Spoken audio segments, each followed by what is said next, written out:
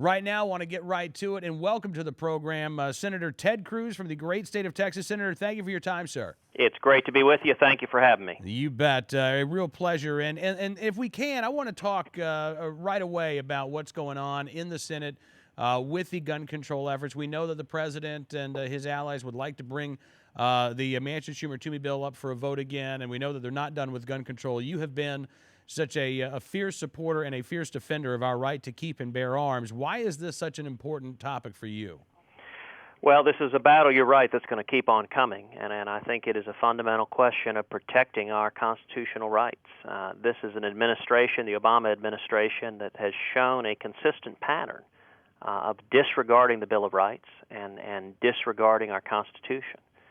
And I think all of us should be united in protecting the fundamental rights that are in the Bill of Rights, and central to those is the Second Amendment right to keep and bear arms. You know, following the tragedy that occurred in Sandy Hook, we saw the administration, instead of focusing on how to stop violent crime, use that horrific murder as an excuse to try to push restrictions on the rights of law-abiding citizens. And I have been pleased in the 5 months I've been in the Senate to be on the front lines fighting to protect that constitutional right, and I certainly intend to continue that fight. You wrote recently there are two basic approaches to gun legislation. We can target violent criminals and those with serious mental illnesses, or we can restrict the rights of law-abiding Americans. You say Obama and U.S. Senator Harry Reid favor the latter, but the former is actually what works. And that should be, at the end of the day, Senator, what this is all about, public safety. And when you look at places like Chicago, as opposed to, let's say, a city like El Paso, it's very difficult to make the case that restrictive gun control laws are necessary in order to have a safe city or a safe community. Cam, you're exactly right. There is so much emotionalism and rhetoric that is used by President Obama and the Democrats, and none of it is actually focused at stopping violent crime. You know, I've spent much of my adult life working in law enforcement, and am absolutely committed to doing everything we can to prevent another Newtown, to prevent to do everything we can to prevent violent criminals from taking the lives of innocents. But what works consistently is targeting bad guys. I think if you're a violent criminal, we should come down on you like a ton of bricks. But what doesn't work is coming after law-abiding citizens, and that's what the Democrats keep doing. You know, Cam, I'll tell you 3 facts that the news media never reports that really go to the heart of what the problem is. Number one, the Obama administration has not made it a priority to prosecute felons and fugitives who attempt to illegally buy firearms. In 2010, over 48,000 felons and fugitives tried to illegally buy guns. Out of those 48,000, the Obama Justice Department prosecuted just 44 of them. 44 out of 48,000. I think that's completely unacceptable. Number two, under President Obama, the Justice Department has decreased prosecution of gun crimes by 30%. They have not made it a priority to go after criminals who use guns carrying out crimes. And number three, the Obama Justice Department slashed funding for school safety, cut it by over $300 million. And again, I think that makes no sense at all. So what should the answer be?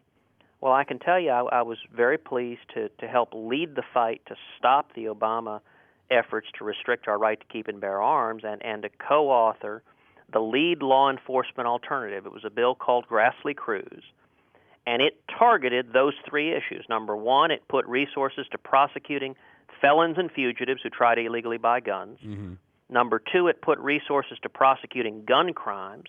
And number three, it restored the funding to school safety. That's actually what makes sense if you want to stop violent crime. And sadly, Harry Reid and the Democrats filibustered that bill because they're more interested in stripping away the rights of law-abiding citizens than they are in taking serious law enforcement steps to stop violent crime. One last question for you, Senator. Is it possible, you think, in this political climate where we can have this debate without gun owners being accused of caring more about their firearms than children? Well, unfortunately, we have seen a coarsening of the political discourse where, and then this is true, to be fair, on both sides, where many people in politics accuse those who disagree with them as being either stupid or evil. And I think that really has been a disturbing development of recent years. I can tell you from my end, that is not, I think, the right way to do this job. I think Americans are looking for people to come to Washington and not engage in partisan bickering, but actually to roll up our sleeves and address the serious challenges we have in this country, address the enormous fiscal and economic challenges we have from bankrupting this country. Mm-hmm. And as it concerns this issue, stand up and defend the Constitution and target violent criminals. And so there will be some who will demagogue this issue and try to attack gun owners because they don't understand us, that they're scared of us, or they're just trying to play to the mob. But, I think that sort of appeal to base instincts is what's wrong with politics, and we need to focus on the principles that are true and enduring, and number one among those is protecting the Constitution and the Bill of Rights. Well, Senator Ted Cruz, thank you so much, sir, for coming on the program. Appreciate it, and look forward to talking to you again very soon. Please, thank you, and keep up what you're doing, sir. Cam, thank you for everything you're doing, and I have to say congratulations on your 100th episode, a major milestone. And I look forward to being back with you on your 1,000th episode. Appreciate it. You don't have to wait that long, Senator. You're welcome back anytime. Thank you, sir. Excellent. Thank you, Cam. Take care. Senator Ted Cruz from the great state of Texas joined us on the show.